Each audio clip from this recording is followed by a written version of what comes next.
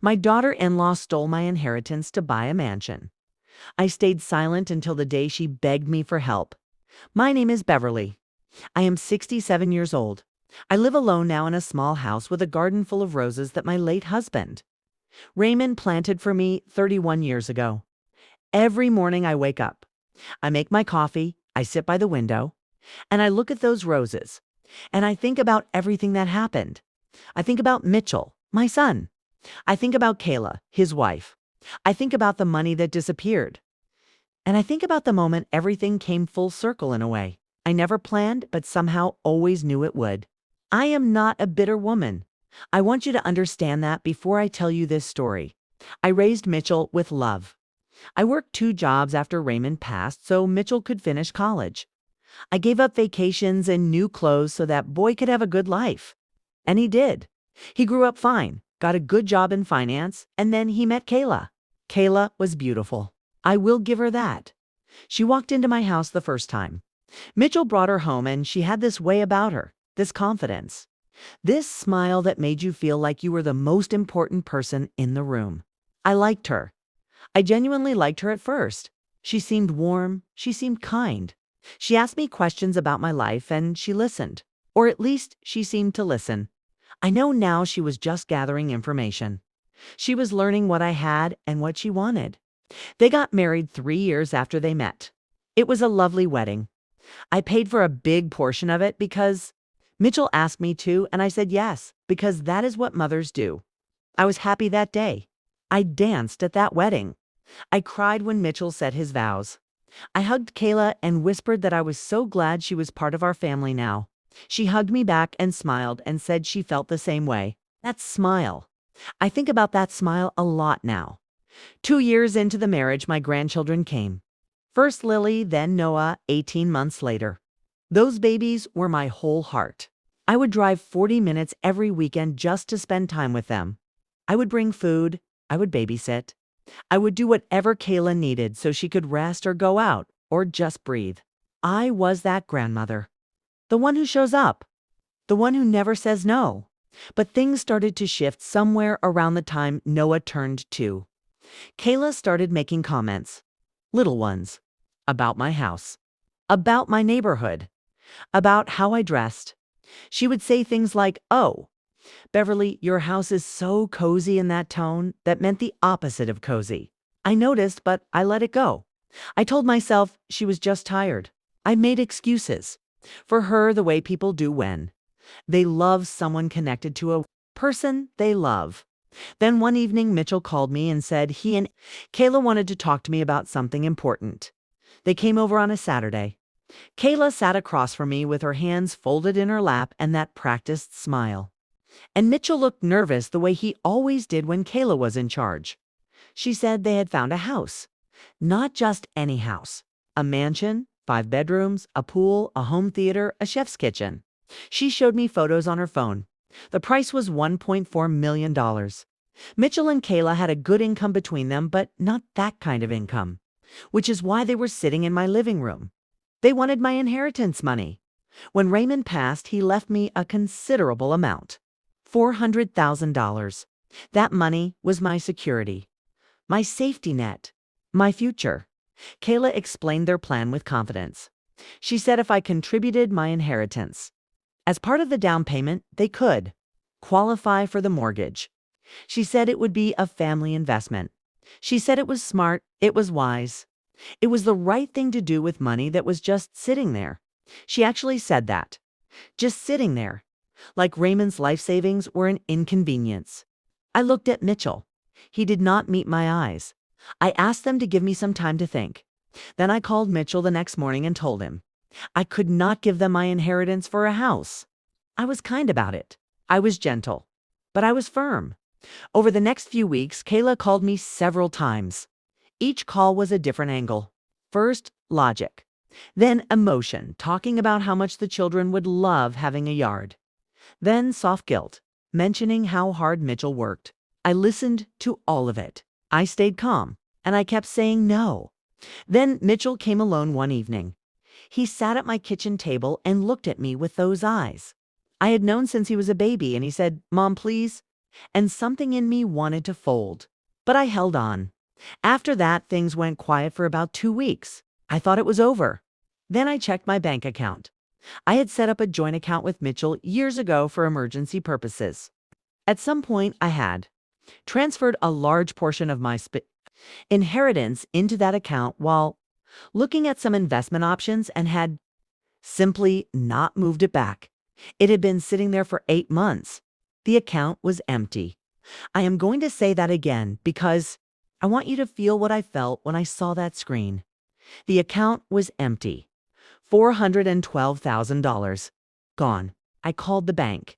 They confirmed the transfers, done over 4 days in amounts just under the reporting threshold. Mitchell had access. He had always had access. That was the whole point of a joint account. I did not call Mitchell. I did not call Kayla. I put the phone down and I sat in my kitchen and I let myself cry. I cried for Raymond, who worked his whole life to leave me that security. I cried because I was 64 years old and my financial safety net was gone and my son had taken it. Then I stopped crying and I started thinking. I called a lawyer named Patricia. Sharp and no nonsense. She listened to everything and confirmed what I suspected. What Mitchell did was legally questionable and potentially criminal. She said I had options. I could pursue legal action. I could report it. I could demand repayment. I thought about it for 3 days. And then I made a choice that surprised even Patricia. I did nothing publicly. I did not call the police. I did not file a lawsuit. I did not confront Mitchell or Kayla. I did not tell anyone in the family. I simply went on with my life. But I did one thing. I documented everything. Every bank record, every transfer detail, every date and amount. Patricia helped me put it all together in a file that was thorough and damning. And then I put that file somewhere safe and I waited. I waited because I had known Kayla long enough to know something about her. She was ambitious and she was careless. She thought she had won, and people who think they have won stop being careful. And I waited because I knew something about life that Kayla at 34 years old did not yet know. Life has a way of turning around. It always brings things back to where they started. So I waited. The mansion was purchased. I drove past it once, just once, on a gray Tuesday afternoon. It was enormous, cream-colored with black shutters and a circular driveway. Beautiful in the way that expensive things are beautiful. I sat outside it for exactly 2 minutes and then I drove home. For a while, things were strange between me and Mitchell. We saw each other at holidays because of Lillian, Noah, and I was not going to let what happened take my grandchildren from me. So I showed up. I brought gifts. I hugged those babies tight. I was pleasant to Kayla. I was civil to Mitchell. And I watched them. Kayla had transformed in the mansion. She was hosting dinner parties, doing up every room, posting photos online of her life that looked like a magazine. She barely looked at me at those holiday gatherings. I had served my purpose, and now I was just Mitchell's old mother who came for Christmas. 3 years of quiet passed. 3 years of roses and coffee and phone calls with Lily, who liked to tell me about her drawings, and Noah, who called me Grandma Bev and had Raymond's same laugh. And then one Thursday morning in March, my phone rang. It was Kayla. She never called me. So when I saw her name on my screen, I felt something shift. I let it ring twice and then I answered. She sounded completely different. The confidence was gone. She sounded like a person who had just felt solid ground move under her feet. She said, "Beverly, I need to talk to you." She said she was sorry to bother me. She said she did not know who else to call. I said, "Tell me what is happening." Mitchell had lost his job 4 months earlier. She had not told anyone because she was ashamed and thought he would find something new quickly. But he had not. The mortgage on the mansion was 3 months behind. They had a second mortgage from renovations that was also behind. Their savings were gone. The credit cards were maxed. They were looking at foreclosure, real foreclosure, the kind where you get a notice on the door and a deadline. She was asking me for help. I let a moment of quiet pass. Outside my window, the roses were just starting to come back. It was early spring and there were tiny buds on the stems. pink and tight. I looked at them while she waited. I said, Kayla, I need you to be honest with me. She said yes. Her voice was very small. I said, do you remember when I said no to giving you my inheritance? She was quiet. And then barely audible, she said, yes, Beverly. I remember. I said, I want you to tell me what you did. She told me everything. She said it was her idea. She said Mitchell had not wanted to do it. She said she convinced him it was not really stealing because it was a joint account and he had access and they would pay it back. She said she told herself it was just a loan. She said she knew that was not really true. Her voice broke and she cried on the other end of the line, and I sat with that for a moment. I told her to come over the next day. Just her, not Mitchell. She came and sat in the same chair where she had sat 3 years ago with her hands folded and her practiced smile. But she was different now. No smile, hands unsteady, eyes red, like someone who had been through something real. I made tea. I set it in front of her. I sat down across from her, and I opened the folder. I put it on the table between us. All the documentation. Every transfer, every date, every amount. Patricia's summary of what it meant legally. I watched Kayla look at it and watched the color leave her face. I said I have known since 4 days after it happened. I said I went to a lawyer. I said I have options I have not yet used. I am telling you that so you understand what I chose not to do. She was very still. Then I said this. I said, Kayla, I am not going to let you lose that house. Not because of the house. I do not care about the house. But Lily and Noah live there and they did nothing wrong. I am not going to let my grandchildren lose their home because their parents made bad choices. She looked up at me then. I cannot quite describe the look on her face. It was something before relief, like she could not believe what she was hearing. I told her what I was going to do. I had spent 3 years being careful with my money. I had a small pension, some savings. I had rebuilt slowly. I had been living simply. I could not give them everything, but I could help them catch up on the mortgage and bridge the gap until Mitchell found work. Not as a gift, as a loan, a real loan with a contract drawn up by Patricia, with a repayment schedule and everything signed. Kayla listened and then she started crying properly. Not soft crying, but real crying, the kind that comes from somewhere deep. She put her face in her hands and she cried, and I sat there and let her. When she stopped, I handed her a tissue and I said, there are conditions. She nodded. I said, first, the money comes back to me, all of it, every cent, and this loan too. She nodded. I said, second, you and Mitchell come to me and tell me yourselves what happened. In person, at this table. She nodded. I said, third, I want to be present in my grandchildren's lives. Really present. Not just holidays. She looked at me and something in her expression broke open and she said, yes, Beverly.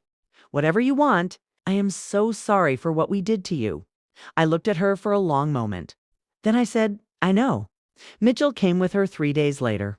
He sat at my table and could not look at me for the first few minutes. I waited. Finally, he looked up and said, Mom, and his voice cracked on that word. He said, I am ashamed. He said, there is nothing I can say to make it okay. He said. Kayla had pushed, but he had done it too, and he was not going to put all of it on her. He said he was sorry in a way that meant it, without any performance. Just a man at his mother's kitchen table telling the truth. I said, I know, Mitchell. I said, I forgave you a long time ago. He looked at me like he could not understand that. Like forgiveness was a language he had not expected me to speak. I said, forgiving you does not mean pretending it did not happen. It means I chose not to let it make me smaller. Your father worked too hard for that money for me to spend the rest of my life being bitter. So I let it go. But I held on to the truth. We drank tea, the 3 of us, in my small kitchen with Raymond's roses outside the window. It was not comfortable exactly, but it was real. It was the first real thing between us in 3 years. Patricia drew up the loan agreement and we all signed it. The payments started 3 months later when Mitchell found work.